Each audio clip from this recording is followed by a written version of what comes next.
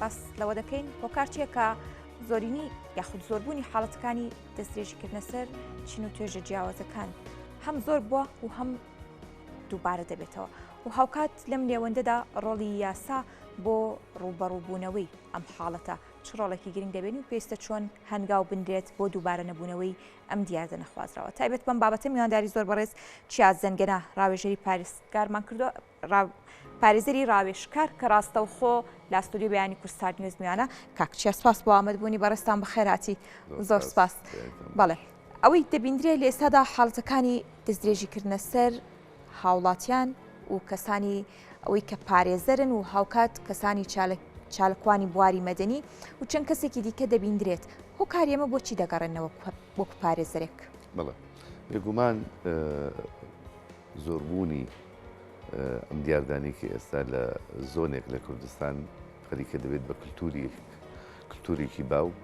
و لە حاڵەت دەردەچێ و ڕوو لەوە دەکات کە بەرەو دیاردەبوونە چێ هۆکارەکانی زۆرن لاوازی جیهازی تەنفیزی لە هەرێمی کوردستان نەمانەی متمانەی هاوڵاتیان بەدام و دەستگا حکوومیەکان گوێنەدان بە بڕگە و دەق و بنەما یاسایەکان لاوازبوونی جیهازی قەزایی و جیهازی دادوەری لە هەرێمی کوردستانە نەبوونی سزایەکی تند تا ڕادەیەک کە ئەمە بێت بە لەمپەرێک یاخود بێ بەڕادعێک بۆ ئەوەی کە خەڵک دووبارە ئەم تاوانانە ئەنجام نێنەوە و بەدیوە سیاسێکەشیا دەست شلکردن لە کۆمەڵی گروپی چەکدار و تاقمی چەکدار لێرە و لەوێ بۆ جێبەجێکردنی ئەم جۆرە تاوانانە کە ئەمانە پێچەوانی بنەما دەستوریەکانن پێچەوانی بنەما مرۆڤایەتیەکانن پێچەوانی بنەما ئەخلاقیەکانن پێچەوانەی بنەما یاساییەکان و دەق و ڕۆحی یاسان کە لە یاساکانە لە فەلسفەی تەشریعیا باسکراوە بۆ ڕێخستنی پەیوەندیەکانی نێوان تاک و دەسەڵات دەسەڵات هەروەک ئاشکرای لە هەموو سیستمێکی دیموکراسی دنیاە سەرۆکایەتی بیا پەرلەمانی بێ پریتێ لە هەر سێ دەسەڵاتەکە هەر سێ دەسەڵاتەکە لە دەبێت لە هەچ وڵاتێکە یاخود لە هەچ نیشتیمانێکە لە خزمەتی ئەمن و ئاسایش و سەقامگیری ئاشتەوایی کۆمەڵایەتی بن لە نێوان کۆمەڵانی خەڵک و چین و توێژەکان بە تایبەتی هەردوو دەسەڵاتەکەی تر کە دەسەڵاتی تەنفیزی و دەسەڵاتی تەشریعین دەبێت لە ژێر چەتری دەسەڵاتی دادوەریە کار بکەن واتە دەسەڵاتی دادوەری دەبێت یەکلاکەرەوەی کێشەکانی نێوان تاک و جیهازی تەنفیزی بێ بەداخەوە ئێستا لەم بارودۆخە ناهەستیارەیە کە دەیبینین لە هەرێمی کوردستان دەگوزەرێ سەر ڕایبوونی کێشەی ناوخۆی ململانەی سیاسی بڕیاری تاکلایەنانە دەست بە سەراگرتنی لایەنێکی سیاسی بەسەر حکوومەت و بەسەر جیهازی تەنفیزی لە هەولێری پایتەخت ئێستا وای لێ هاتوو جۆرێک لە فەراغێکی حکومی دەبینرێت لە هەولێر و حکوومەتەکە کار بۆ ئەجندای پارتێکی سیاسی معەنەکە کە ئەمەش پێچەوانی ئاراستە نیشتیمانیەکانە دوورە لە ڕەهەندی نیشتیمانیەوە کلێن و بۆشاییەکان نێوان چین و توێژەکان زیاترەکە کللتوری زەپر و زەنگ زیاترەکە بەرەو فەراغێکی ئەمنی ئەم کۆمەلگایە ئەبە سەرڕای کێشەکانمان لەگەڵ حکوومەتی ناوەند و کێشە ئەقلیمەکان و کێشە سیاسی نێودەوڵەتەکان و هاوکێشەکان کە کاریگەریان هەیە لەسەر ڕاگررتنی ئەمن و ئاسایش لە هەرێمی کوردستانە ئەوەی بینیمان بەداخەوە لە سەروبەندی ئەم کاتە هەستیارەیە تەسەکردنەوەی ئازادیەکانە تەسەکردنەوەی پانتایی ڕادەربڕینە تەسەکردنەوەی ممارەسەکردنی مافە دەستوریەکانە لە پەنابردن بۆ یاسا لە یەکلاکردنەوەی بابەتەکان لە ڕووی یاساییەوە کەمکردنەوەی بەهای سەروەری یاسا یاخود سربەخۆیی دادگاکان کەمە بنچینەیەکی دەستوری لە هەموو سیستمە سیاسەکانی دنیاە بەرپا دەکرێت. بەڵێ کاکچیا لەم نێوەندەدا با بڵین ڕۆڵی یاسا پێویستە چۆن هەنگاو بنێت چۆن ڕۆڵی هەبێت بۆ کەمکردنەوەی ئەم حاڵەتانە و دەبینین زۆر جار یاسا بکەرانی وەک خۆی سزا نادات. بڵێ ئێمە کێشەمان لەگەڵ دەق و بەندە یاسایەکانان نییە. درستە. لە هەرێمی کوردستان یاخود لە عێراق لە سەرەتای ساڵی 92 کە ئێمە یاسا سزایەکانی پێشووتر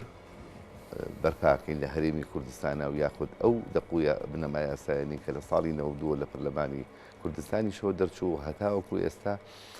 لە ڕووی دەق و لە ڕووی تەشریعی و هیچ کێشەمان نییە. تەنها کێشەمان لە تەنفیزکردنی ئەو بڕیارانەیە.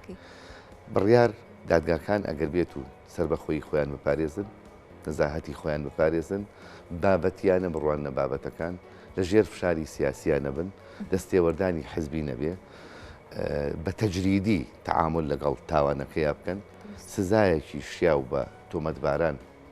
بگێنن و مافی ئەو کەسانی کە مافیان پێشێ لەکرێ بۆیان دەڕێتەوە شکۆی تاک، شکۆی هاوڵاتی، شکۆی نیشتیمان بە یاساوەیە، بە دەستورەوەی، بە بنەما یاسایەکانەوەی. ئەگەر بێت و جیهازێکی بابەتیانە بەبێ ئەوەی جیاوازی لە نێوان جەنابەت و منا بکە، من چیم چێم جەنابەت چی بچیت، بە تەجریدی سەیری بابەتەکە بکە، مافی چێ پێشێل کراوە، مافەکەی بۆ بگەڕێنێتەوە و ئەو کەسەی پێشێلی کردووە سزایەکی توندی بەپێی جەسامەتی ئەو عقوبەی ئەو تاوانی کە ئەنجامیاوە. چونکە لە ئەخیرە سزا ئینتیقام نییە، سزا فەلسەفەی سزا ڕەدعە، گەڕاندن یعنی با بڵێن ڕێگرتن لەو کەسانی کە ئەیان نەوێ تاوانێکی هاوشێوە ئەنجام بن. واتە ئەگەر بێت و لە فەلسەفەی ڕەدع لاچین و بچینە فەلسەفەی ئینتیقام، یاخود بچین ئەوەی کە دادگاکان یاخود یاساکان یاخود کڕۆکی بنەما یاسایەکان بەکاربێنین بۆ تەصفیاتی سیاسی و بۆ تەصفیاتی حزبی و بۆ بەرتەسکردنەوەی ئیرادەی خەڵک و دەنگی خەڵک و ممارەسەکردنی مافە دەستوریەکان لێرە یاسا و دام و دەستگاکان دەبن بە سیلاحێکی ئینتیقامی کە ئەمەش خۆی لە خۆیان دەرچوونە لە ڕەهەندی نیشتیمانی و پرسە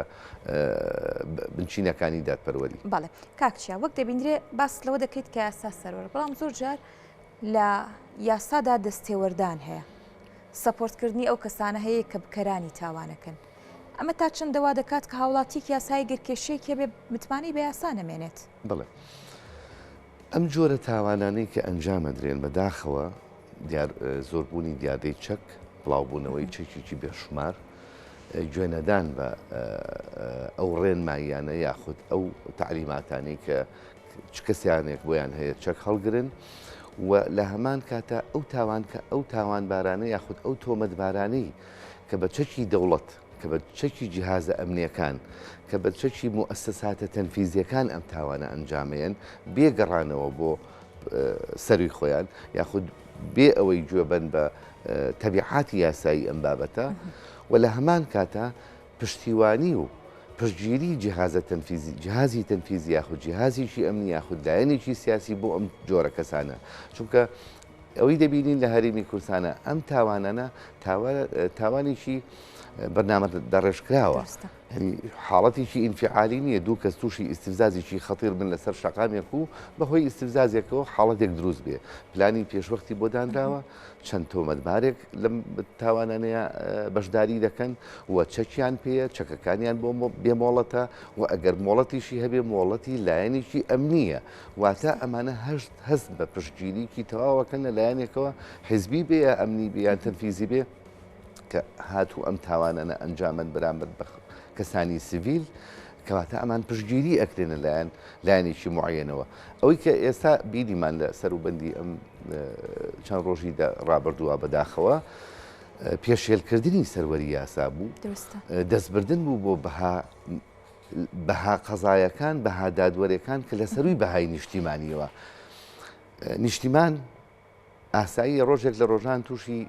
ململانی ناوخۆ بێتەوە، شەڕێکی ناوخۆی بێتەوە، شەڕێکی دەرەکی بێتەوە، شەڕ کۆتایی پێت و جەنگ کۆتایی پێیت، بەڵام سیستمی دادوەری کە تێک چوو لە وڵاتێکە ئیتر ئەمن و ئاسایش لەوێ نامێنێ، دەبێت بە فەوزا. ئێستا هەولێر لەگەڵ سەنعایە فەرقی چییە؟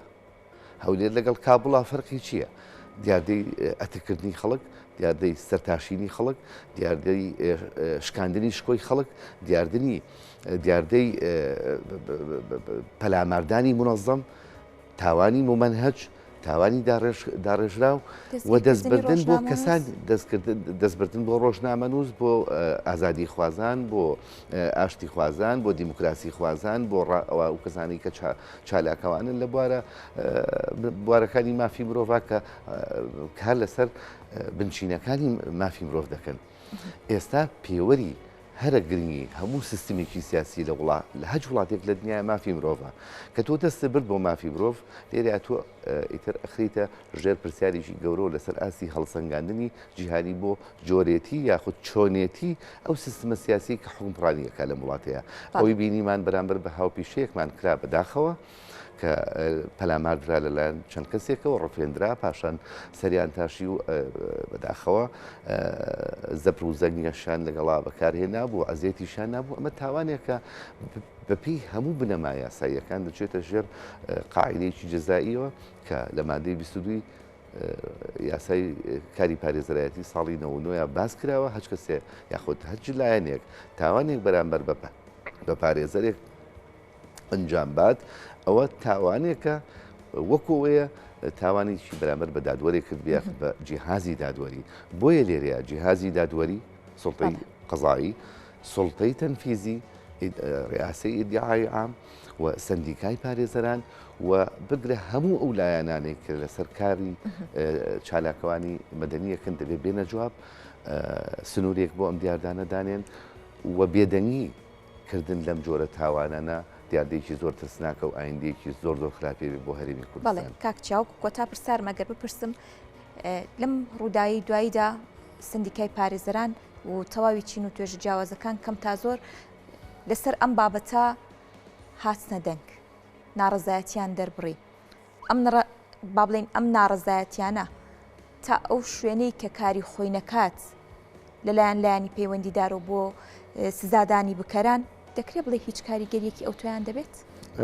دوێنێ لە سەروبەندی ئەم ڕاگەێنراوەیە بووین کە سندیکای پارێزەرانی هەرێمی کوردستانەوە بە سوپاسەوە بەیان نامە لاوازەی بڵاو کردەوە من خۆم پەیوەندیم لەگەڵ چەند برادێکا کرد وەکو پارێزەر و هاوپیشە وتم لەوە ئەچێ ئێمە لە فەلسفەی تەشریعی خۆپیشاندان یاخود مانگرتن نەگەشت بێتین چونکە مانگرتن یا خۆپیشاندان یا خەباتی جەماوەری یا خەباتی شەقام تۆ ئەبێ کارێکی معنەوی ئەو تۆ بکەی کە ئەم مەرفەقە